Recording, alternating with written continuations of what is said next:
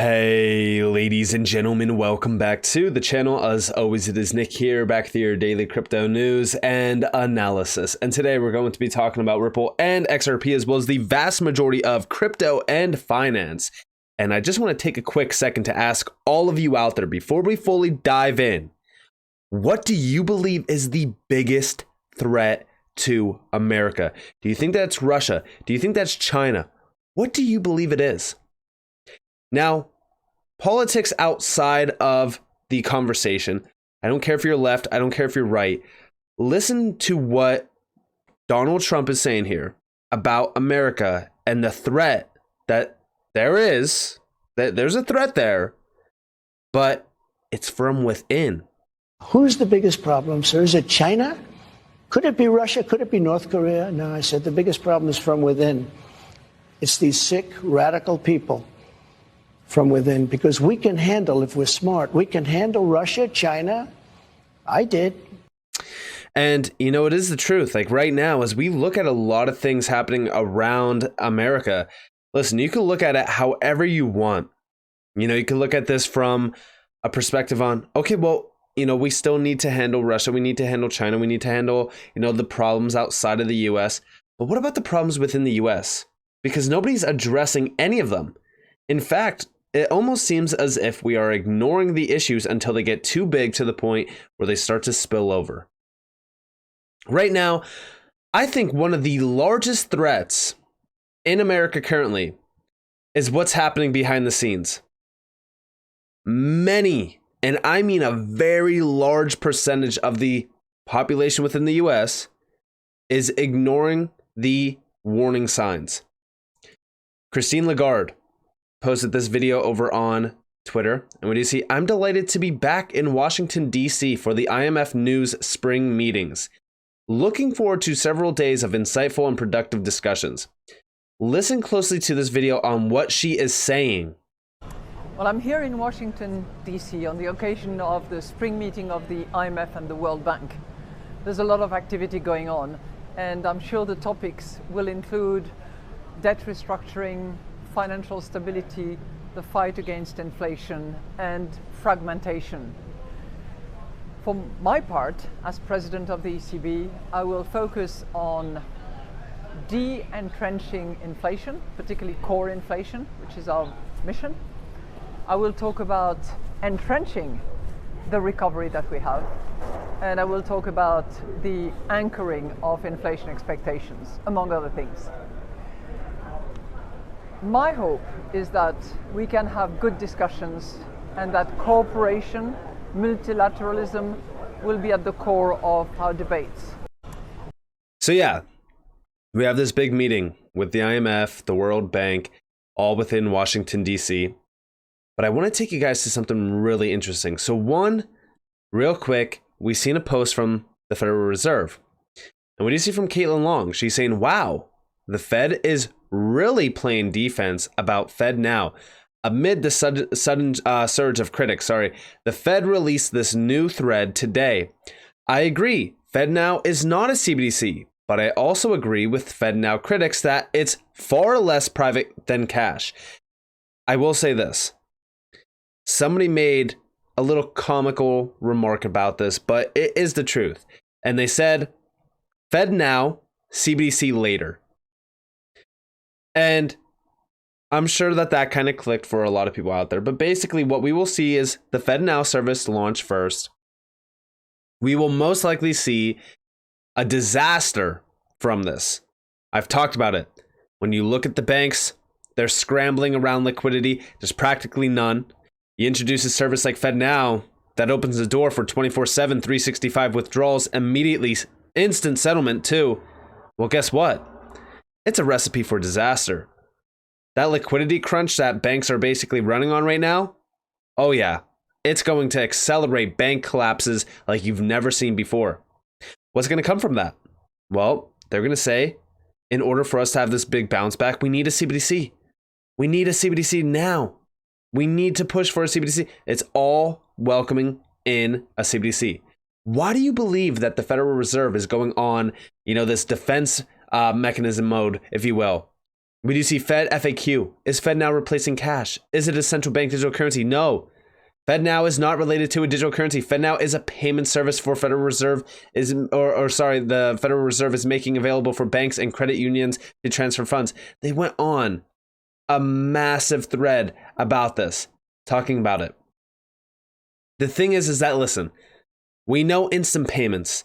We know instant settlement around payments is 100% an efficiency that everyone is striving for right now around the financial sector. In fact, it's a door that, if opened and achieved, will ultimately change the way transactions are made. It will ultimately streamline the entire process around transactions. But the problem is that you need to have the core infrastructure in place for this to actually be a reality. Right now, we know that the US and even the global monetary system is running on antiquated rails. So there's not enough liquidity. The infrastructure is not there yet for instant settlement to be a reality. And again, these instant settlement payments, instant payments themselves, I've said it time and time again in the past. The reason why I personally love what Ripple is doing with on-demand liquidity with XRP is the fact that that is the infrastructure that we 100% need in order to have instant settlement. You need liquidity in place. You need liquidity on demand in order for instant settlement to be a reality. The Fednow service, guess what? All it is a great way to say, hey, we could have instant payments, but if you don't have the liquidity, this is going to be a disaster. And you know what? I'm not the only one that thinks like this. Caitlin Long said it herself as well.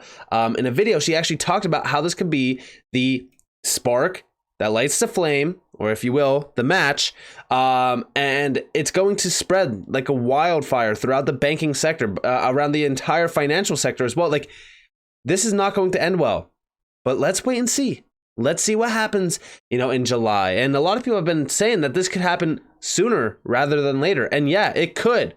Now, I want to lead you guys to the next thing. So again, around Christine Lagarde going to Washington, D.C., meeting with the World Bank, all that kind of stuff. Check this out. This got posted on the 10th. Breaking, the IMF has launched their own CBDC known as the Universal Monetary Unit, UMU, if you will, symbolized as the character. And then here you guys have the character. And we do see over here, the Digital Currency Monetary Authority, DCMA, launches an international central bank digital currency. Very interesting.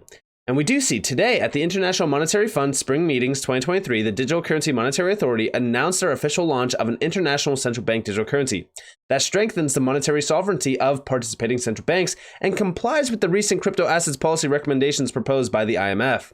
Remember what I've said about these CBDCs. All it is for them to hold on to their, in quotation marks, anchor.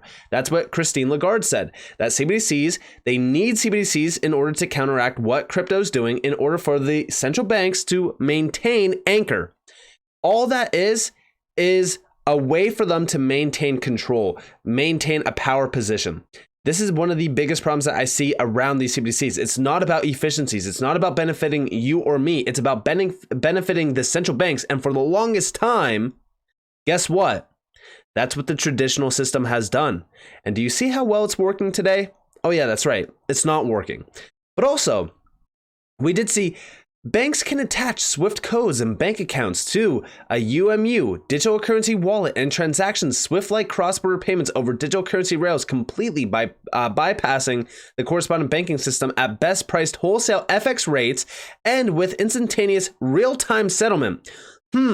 This is interesting now because what have we been talking about with XRP? What have we been talking about with Ripple utilizing XRP's power and potential? This kind of sounds, and I don't want to be the one to say this, but it kind of sounds like they're trying to replace XRP here. Am I crazy? Now, do I think that this will replace XRP? Do I think that this is going to replace XRP? I believe that a lot of the efficiencies around XRP as a digital currency, when you source it with something like RippleNet, I don't believe that anything will come close to the efficiencies of that. I think that on-demand liquidity itself is huge. Where's the liquidity going to come from with this? That's the big question, right? If they could source liquidity, then yeah, I think that this could very well be on par with what Ripple is doing with XRP. But you got to really question, where is the liquidity coming from? How is this going to work properly? I just don't see a way that this is going to work properly or even as efficient as what Ripple has solved with XRP. Now, we do see down here, a financial counselor at the IMF said, cross-border payments can be slow, expensive, and risky. This is what we've been preaching for so long. In today's world of payments, counterparties in different jurisdictions rely on costly, trusted relationships to offset the lack of common settlement asset together with common rules and governance. It's crazy to actually read this out loud and just think back to what we have been seeing around XRP for so long. And I'm talking well over, 3, 4, 5 years. The major vision behind Ripple with XRP has always been to bring a major facelift to the cross-border payment sector. Now we are seeing the IMF and central bankers getting extremely greedy, getting concerned, panicking, and saying, okay, how can we counteract this? How can we, push for something where we have full control? Well, CBDCs. CBDCs maintain, in their quotation marks, anchor, but also now we see them trying to compete within the cross-border payment sector. They don't want to lose any dominance that they have within the sector. But one thing that I found very interesting is down here. Universal Monetary Unit is cryptocurrency reimagined from the ground up to support central banking and regulated financial institutions. It features a trusted consensus protocol, staked proof of trust protocol, and a multi-dimensional DLT capable of supporting any asset or liability ledger, enabling full service digital banking and international trade payments. This is very interesting. And we do see down here, the DCMA introduces Universal Monetary Unit as Crypto 2.0 because it innovates a new wave of cryptographic technologies for realizing a digital currency public monetary system with a widespread adoption framework and encompassing use cases for all constituencies in a global economy. This is very interesting because now we are seeing a big pushback against crypto. We see blatant attacks around crypto, and then we see a launch like this. Do you see why nothing is a coincidence? Do you understand what's happening now? It's all a major narrative to push their own solutions. To me, they don't want crypto to thrive, or at least crypto that they can't control. Anything that we see from the IMF, anything that we see from these big players, these elites, it's all for their benefit. Don't get anything twisted. It sounds great on paper. They're going to say, oh, it's for, it's for your safety, your security, this, that, whatever. No, none of it is for our benefit at all. And this is crazy to me that this is like word for word Ripple. I mean, it sounds exactly what Ripple wants to do with cross-border payments. I don't know if Ripple is involved at all. I don't know if XRP is involved at all. But if this is with the IMF, again, these central bankers don't want to give up any control. So I highly doubt that Ripple and XRP are even associated with this project. Then over here, we do see CoinDesk, group of 7 advanced nations will prioritize how they can better help developing countries introduce their own CBDCs. Wow. And we do see the collapse of FTX was a serious wake-up call on the need for proper, consistent regulation across borders. Yeah, it's a great way for them to utilize this as an example because guess what? Regulators ignored it. They didn't want to stop FTX. In fact, all they looked at it was, hey, this is great ammunition for us to utilize as an example and say, we need 100% strict regulations to control this entire asset class. Disgusting. And it's all to push their CBDCs. And we even do see fast-moving digital technologies provide tremendous benefits in many years, including cheaper and faster cross-border payments available to a larger public. But the new technologies have onset of challenges. Everything around these CBDCs can be easily solved without central banks. We don't even need central banks. We don't need the central bankers. We don't need these central bank digital currencies. We already see a major facelift happening within crypto that is fully decentralized. But also, even if you wanted to add in a little bit of centralization, look at what Ripple's doing with XRP. When you have these centralized entities sourcing the power and the potential of crypto, I 100% believe that that could very well be our future. I think that that could be a future where everyone wins, because guess what? You don't have a CBDC. You don't have individuals utilizing central bank digital currencies that are tracking and tracing everything and controlling everything that you are doing. With what Ripple has been doing with XRP, with cross-border payments, and for the longest time around cross-border payments, it's a huge innovation. It's a massive, massive opportunity for a major disruption of a market that, in my opinion, has been ripe for disruption for so long. And it's a massive $100 trillion market. But the problem is that, guess what? Central banks don't want to give up any control. They want to reap the benefits. They want to reap the rewards as well.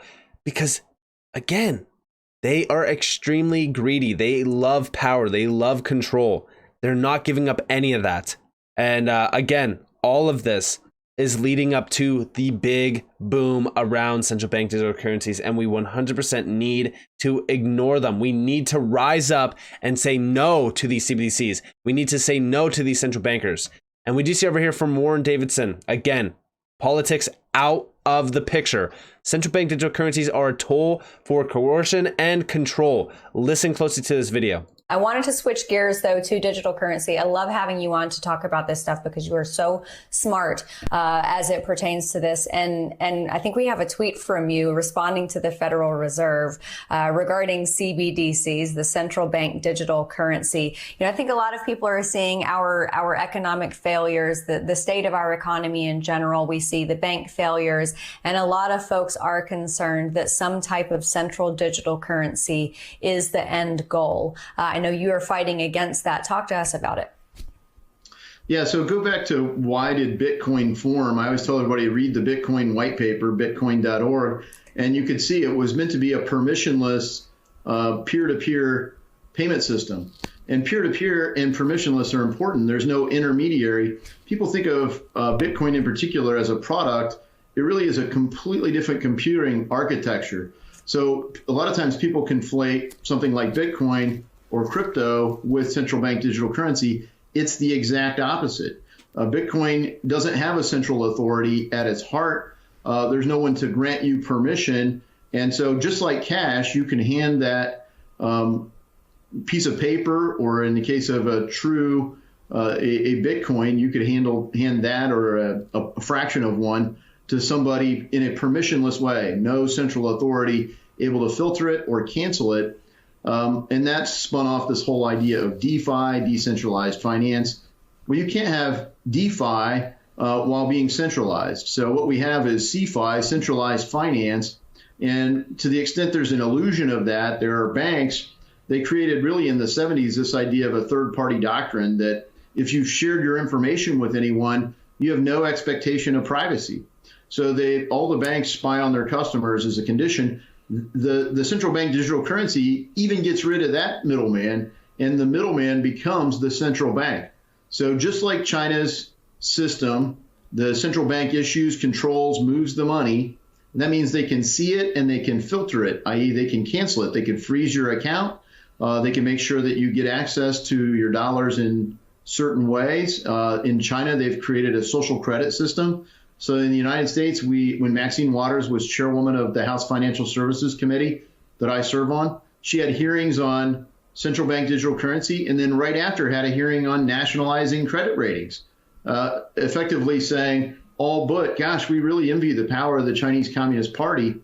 And the ability to control this money is really a tool for coercion and control. It's in all the dystopian futures, whether they're fiction or what I and many, billion plus people around the world accept as scripture, revelation. This abuse of money as a tool for coercion and control is always depicted as evil. So why would we even be entertaining this? It's a horrible plan. Congressman, I truly could have skipped all those other topics and just had you on to talk about this because you have so much wisdom as it pertains to this.